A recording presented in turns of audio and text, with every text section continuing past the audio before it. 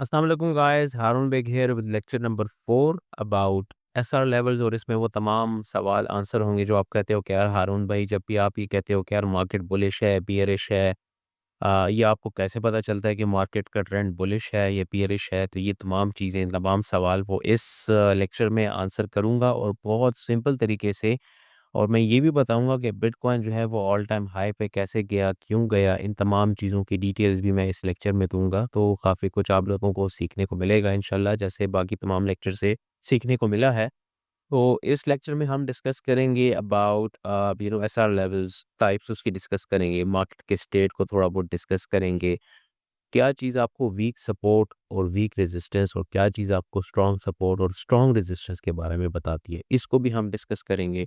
थोड़ा बहुत trend line को भी इसमें डिस्कस करेंगे बाकी आने वाले लेक्चर में। और एक छोटी सी असाइनमेंट दूंगा, असाइनमेंट सबने करनी है ताकि जो है वो आप लोगों को बहुत कुछ सीखने को मिले। ठीक है। पिछले लेक्चर में मैंने बताया था support and resistance. So support हम ऐसे लेवल को कहते हैं जहाँ पे बायर ज़्यादा होते हैं और हमारे पास जो सेलर हैं वो कम होते हैं। जब बायर ज़्यादा होते हैं तो मार्केट ऊपर जाती है, प्राइस ऊपर जाती है, चूँकि सेलर कम होते हैं। रेजिस्टेंस पे हमारे पास सेलर ज़्यादा होते हैं, बायर कम होते हैं, इस वजह से प्राइस नीचे आती है। ठीक है, this is what we call resistance. ठीक है। अच्छा, जब कोई सपोर्ट रेजिस्टेंस बनती है या रेजिस्टेंस सपोर्ट बनती है, इसको हम कहते हैं एसआर फ्लिप।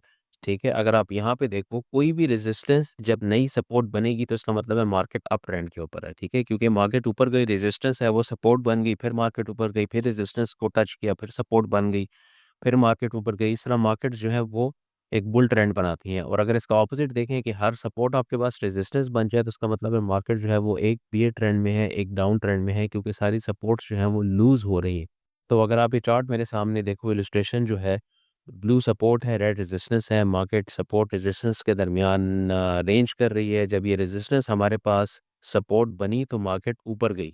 तो ये जो है ना, जब आपके पास कोई भी रेजिस्टेंस जो है वो सपोर्ट बनती है, तो इसका मतलब है कि मार्केट जो है वो एक बुल ट्रेंड के अंदर है। और जब भी आपके पास जो सपोर्ट लेवल्स हैं वो रेजिस्टेंस बनते हैं, तो इसका मतलब है कि जो मार्केट है वो आपके पास बियर ट्रेंड के अंदर है।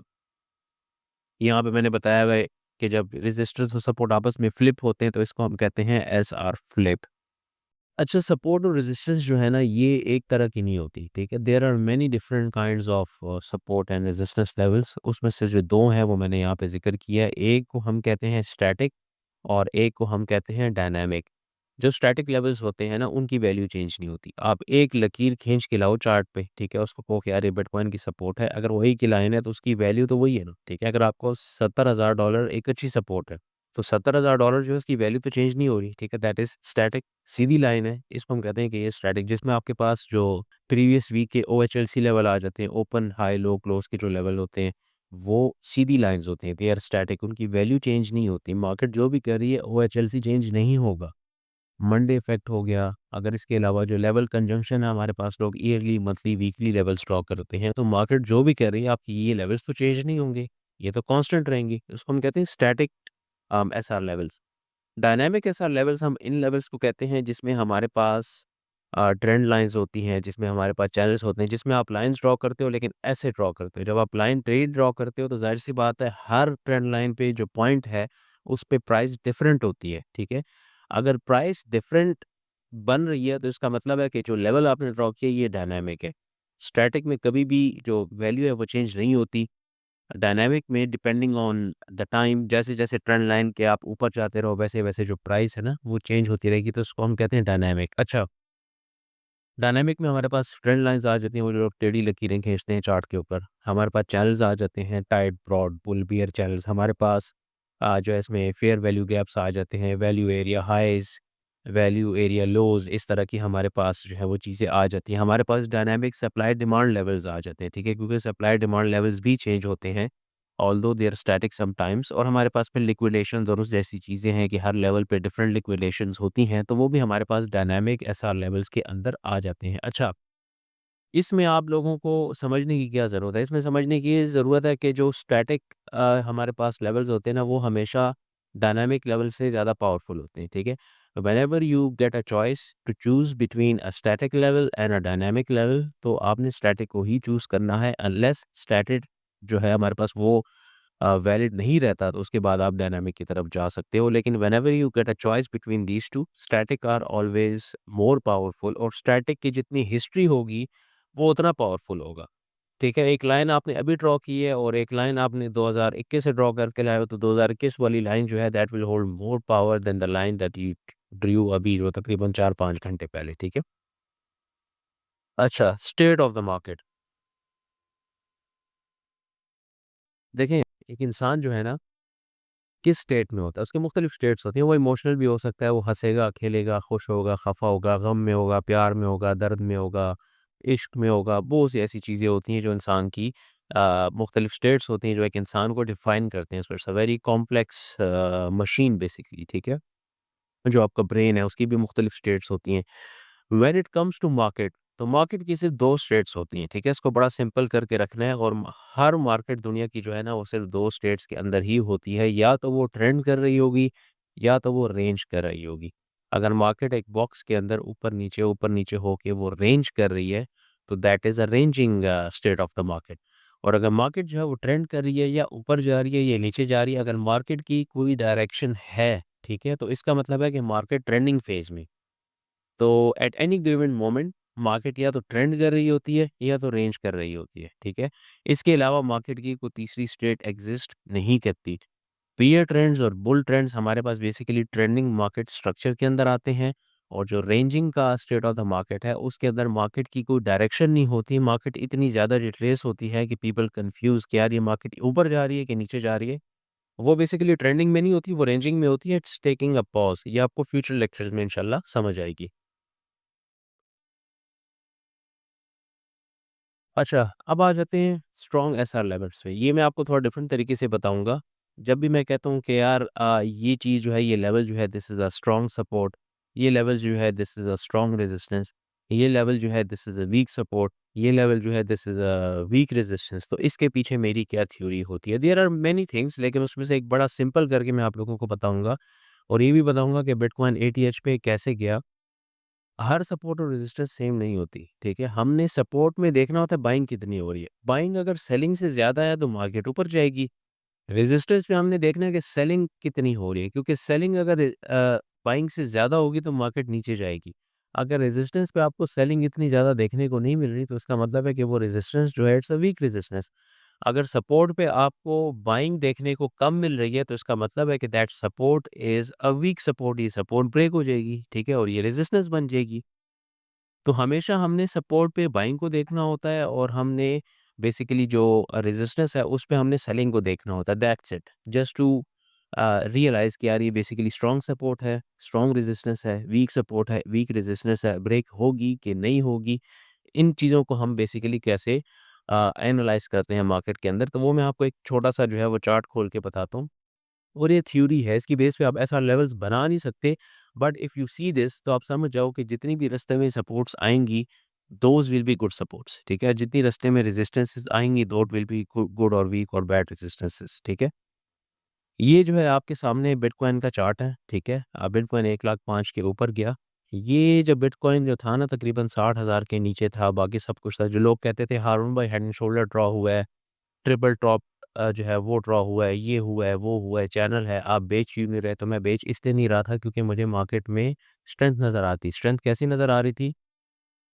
जैसे कि मैंने यहाँ पे बताया कि स्ट्रॉन्ग सपोर्ट पे क्या होती है? बाइंग ज़्यादा होती है। जब बाइंग ज़्यादा होती है, तो आपके पास जितने भी लोज़ बनते हैं, जो पिछला कैंडलस्टिक का आपने लेक्चर देखा हो, जितने भी आपके पास लोज़ बनते हैं, those will be higher than the previous lows, ठीक है? वो लोज़ जो हैं वो पिछले लोज़ से ऊपर होंगे। तो यहाँ पे अगर आप देखो, ठीक है, मैं इसको थोड़ा-सा बड़ा करके बता देता हूँ। अच्छा, यहाँ पे अगर आप देखो इस लो को, ठीक है, दिस वाज़ द बॉटम। ये जो दूसरा लो है, ये पिछले लो से ऊपर था।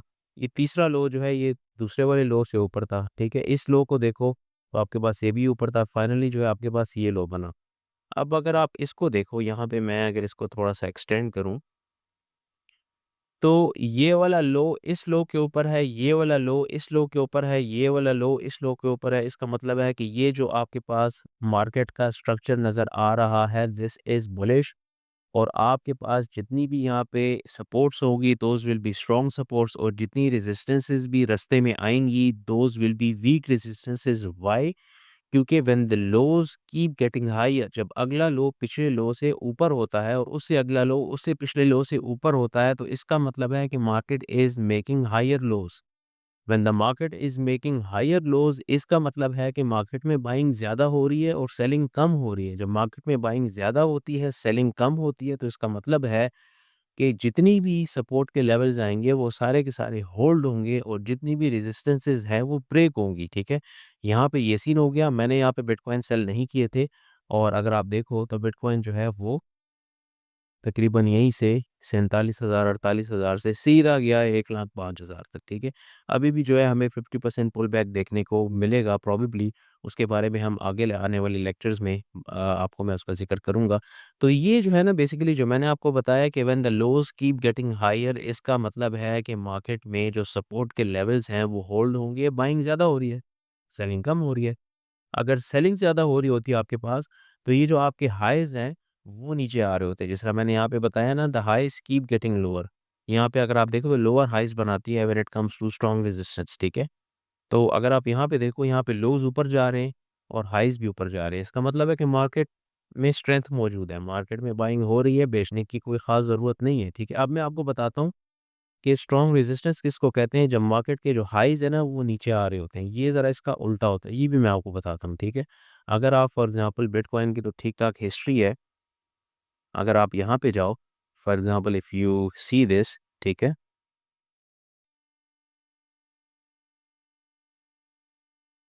अच्छा, यहाँ पे अगर आप देखो ना, ये बिटकॉइन ने जो है ना अपना एटीएच पुराना बनाया था। ये हाई जो है पिछले हाई से छोटा है। ये हाई जो है ये उससे पिछले हाई से छोटा है, ठीक है? उसके बाद जो अगला हाई प्रिंट हुआ वो इससे छोटा है, इसके बाद जो अगला हाई प्रिंट हुआ वो पिछले हाई से छोटा है, ठीक है? इसके बाद ये हाई जो है पिछले हाइज़ से छोटा है। इसका मतलब है कि मार्केट में ठीक-ठाक जो सेलिंग है वो हो रही है। The lows keep getting lower and the highs keep getting lower as well. इसका मतलब है कि मार्केट में सेलिंग ज़्यादा है। जब मार्केट में सेलिंग ज़्यादा हो, तो फिर उसका मतलब है कि मार्केट में हमारे पास बियर्स आर इन कंट्रोल, और जितनी रेजिस्टेंस के लेवल्स हैं वो हमारे पास होल्ड होंगे, और जो सपोर्ट के लेवल्स हैं वो भी आपके पास वीक सपोर्ट होगी, उस पे आपने रिलाई नहीं करना, ठीक है? अगर आप यहाँ पे देखो, इधर एक हाई जो है वो आप लोगों को देखने को मिला, और इसके बाद अगर आप लोग देखो ये एक हाई था और इसके पीछे कितने जो है हमारे पास लोअर हाइज़ बने। बेसिकली दिस मीन्स के मार्केट में हमारे पास सेल प्रेशर बहुत ज़्यादा है। तो ये एक हमारे पास हायर हाई यहाँ पे प्रिंट हुआ इसके बाद, और इसके बाद मार्केट ने दोबारा अगला हाई जो है वो उससे नीचे प्रिंट किया, और मार्केट जो है वो ठीक-ठाक हमारे पास 15-16 हज़ार डॉलर तक गई थी, ठीक है?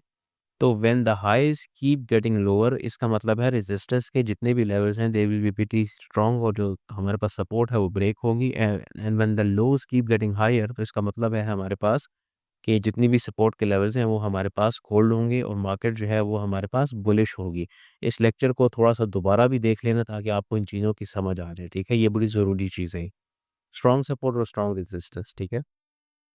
वीक सपोर्ट और वीक रेजिस्टेंस मैंने आप लोगों को बताया कि वीक सपोर्ट में क्या होता है कि the lows keep getting lower, और वीक रेजिस्टेंस में क्या होता है कि the highs keep getting higher. Sorry, ये यहाँ पे मैंने थोड़ी सी गलती कर दी है। The highs basically keep getting lower, तो ये हमारे पास वीक रेजिस्टेंस की बेसिकली एक कंडीशन होती है, ठीक है?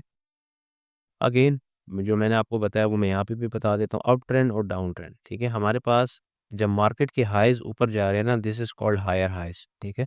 और जब मार्केट के लोज़ ऊपर जा रहे हैं, this is called higher lows.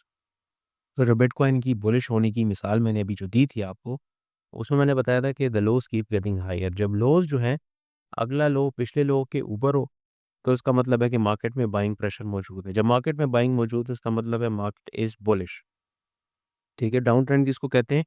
When the highs keep getting lower, market is printing lower highs. जब ये हाई जो अगला हाई है ये पिछले हाई से नीचे प्रिंट हो, इसका मतलब है this is a lower high, and the lows keep getting lower, ठीक है? जब आपके पास lows keep getting higher and highs keep getting higher, तो इसका मतलब है कि मार्केट अप ट्रेंड के अंदर है, और इसमें जितनी भी आपके पास रेजिस्टेंस के लेवल्स हैं, हाई प्रोबेबिलिटी के वो ब्रेक होंगे।